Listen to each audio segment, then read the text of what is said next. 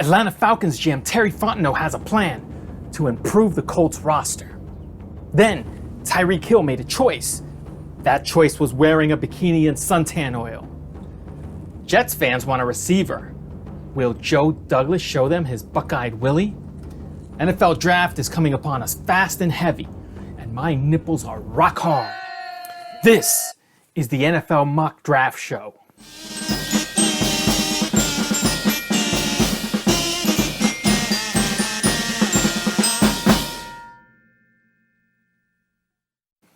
Welcome back, simpletons. I'm your host. That awkward and creepy guy on YouTube? No. Well, yes, but I'm also Roger Keep It Simple RC, and this is the NFL Mock Draft Show.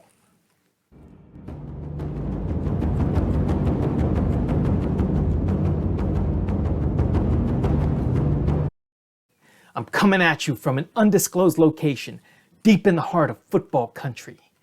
Folks, I have to say that after 1 week on YouTube, we already hit a milestone.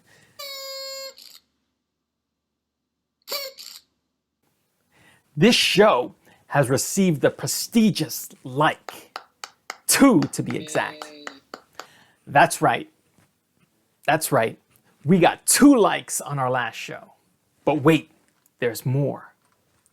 Heading over to Twitter, we are now proud to boast that Keep It Simple RC has 9 followers. Yay! Yeah, that's right.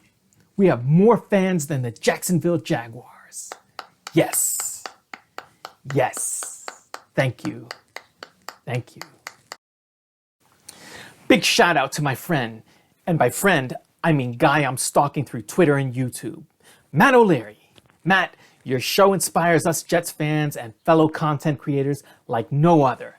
And thank you for giving me the opportunity to plagiarize content you can't find anywhere else on the interwebs. Now, really quick, I need to do some housekeeping.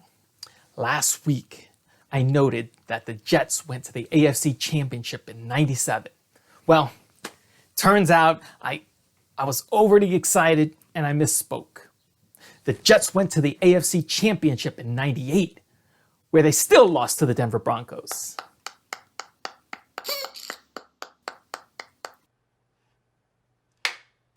So what are we here for, folks? Let's get on with the show. First team up, the Carolina Panthers. Yay! Yeah, the Carolina Panthers are now on the clock. In 2 years, under the iron fist of Matt Rule, the Panthers went from 5 wins with Teddy Bridgewater to 5 wins with Sam Darnold. So this Carolina team is taking the cuffs off GM Scott Fitterer. Close enough. And securing them firmly on Matt Rule. But Rule gets to keep his voice. And you better believe he'll be mouthing off to Fitterer about how his quarterback stinks. That's right, Sam Darnold is what forced Rule to cut ties with Joe Brady. Not the fact that Rule is accustomed to throwing tantrums when he's in the big chair. And normally, he'll throw out any player that doesn't give baby his binky. Now the Panthers gave Darnold an $18 million promise ring. And Fitterer came from Seattle's organization, and that organization loves them some beef. So after watching Darnold get pounded harder than Edward Norton in Fight Club, Scott Fitterer and the Carolina Panthers will shove a pacifier in Rule's mouth and pray that the third time's the charm.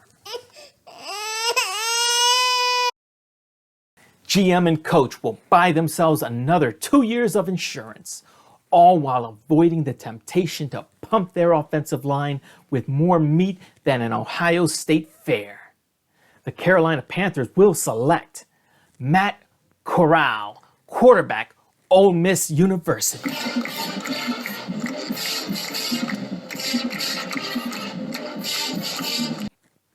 Yes, we did it. Next up, the New York Football Giants. You'll recall last week I mocked quarterback Malik Willis for new Giants head coach and part-time Zach Galifianakis impersonator Brian Daboll. Well, here we go again at the 7th spot. But this time, the offices of Daboll and Shine find themselves having to protect their shiny new man-meat sandwich from the lion's den. That's right, the New York Giants suddenly find themselves in the need of protecting their investment. By drafting a woolly mammoth in the form of tackle Evan Neal out of Alabama, you know, the state with a constitution that maintains the American values of 1901. That's right, the Giants are showing Daniel Jones what they do for quarterbacks they really like, not just kind of like. Hey baby, you know I love you. We had a good time. It was fun. But we've grown apart since then. I'll never forget you. And hey, we'll always have that 80-yard stumble on Thursday night against the Eagles. Who's next? The Atlanta Falcons. Terry Fontenot came over from the Saints, where he witnessed a Super Bowl win by Breezes Christ himself. But it was the Saints defense that shut down a powerful Colts offense. An offense that was led by nationwide salesman and part-time husband Peyton Manning. How has this impacted Fontenot's draft philosophy? It taught him that drafting offense is how to build great defenses. And so last year, he took Kyle Pitts with the 4th pick overall.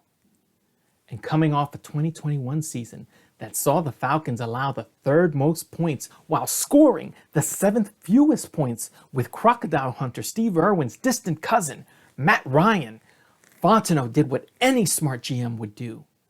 He traded away his best offensive weapon to the Colts and secured a spot in 2023's prestigious top 5 of losing teams. Yay! It's genius, really. The Falcons are winning through the old tried and true strategy of guaranteed losing. It's subtraction through subtraction. Brilliant. Well, fortunately for Terry Fontenot, only 2 of the top 3 edge rushers are gone. So he'll have to hitch a ride on the midnight train to Georgia, where he can share a glass of cha-cha with Gladys Knight. And you can bet Gladys will prescribe a chunk of Travon Walker to go with his low country boil.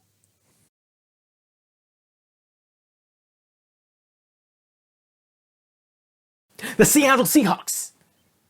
John Schneider finally had enough of watching his quarterback take a beating like a back alley hooker. So he shipped off Russell Wilson to the Broncos for a 1st rounder. And after handing Joe Douglas of the Jets his original 1st round pick in exchange for Jamal Adams and a ham sandwich. Well, both Pete Carroll and John Schneider know the importance of protecting elite quarterbacks. They learned that lesson from watching Russell Wilson run for his life in a live-action Jumanji. But with Dwayne Brown and Brandon Shell leaving Seattle for a taste of mediocrity, the WWE United States Champion will sprint to the podium with card in hand and make the call for Charles Cross from Mississippi State University, the state with more P than Hugh Jackman on Broadway. It's the Daniel Jones light treatment, saving Wilson from the indignity of watching Daddy play favorites up close with the new baby. New York effing Jets. Yes, my team picking 10th. You better believe Trader Joe will cast a wide net waiting for a deal like only he knows. And while that deal is working its way to him, Joe Douglas will consult with Mr. Clean himself, Robert Saleh. And Coach Saleh will tell Joe to fix his defense. With that, Jets fans will soil their diapers when Joe Douglas decides to skip out on making his offense the most formidable in the league. He'll walk away with a player that ran all over the Senior Bowl like a man unafraid of running into the tornado. The card will read Jermaine Johnson from Florida State University, and the city of New York will collectively purify themselves in Upper New York Bay, since the waters of Lake Minnetonka are in another state. The Washington Commanders. It's not every day that a billionaire gets to change his team name to something that reflects a personality complex. But the party's over now, and the Commanders are experiencing what Jerry Snyder wishes he would have done years ago. Yes, sponsors are pulling out faster than the babysitter's boyfriend when the car pulls up in the driveway. But will that stop Snyder from forcing himself onto the team's draft plans? I think we all know what Snyder's doing under the table. Martin Mayhew may need to step away from the table to help his owner wiggle his way into the naughty chair. And while Mayhew's thinking, oh boy, what have I got myself into? He'll send the card to the podium and secure a snuggle buddy for newly signed quarterback Carson Wentz, all in the form of the top receiver in this draft class. Yes, folks, the Commanders are crossing their legs and praying old Danny Boy does the same when Garrett Wilson becomes a Commander. So let's review. We have the Carolina Panthers taking Matt Corral from Ole Miss. The New York Football Giants are nabbing Evan Neal, Alabama University. The Falcons are saving Travon Walker the bus fare and taking him to the 8th spot. The Seattle Seahawks are protecting their ghost quarterback with Charles Cross from Mississippi State. The New York effing Jets are going defense with Jermaine Johnson of Florida State University. And the Washington Commanders are taking speedy wide receiver Garrett Wilson from Ohio State University. Woo! We made it through another 6 picks, folks, and I can feel the excitement building.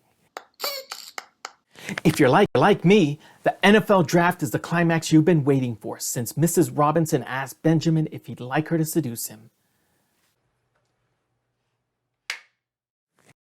Yes, folks, the hits are coming, and the stress of picking players is triggering my jock itch. But don't worry, I'll burn through it. To deliver the picks and to satisfy your hunger. Be sure to hit the like button and tune in next week for picks 12 through 16. This was the NFL Mock Draft Show. So long, savages.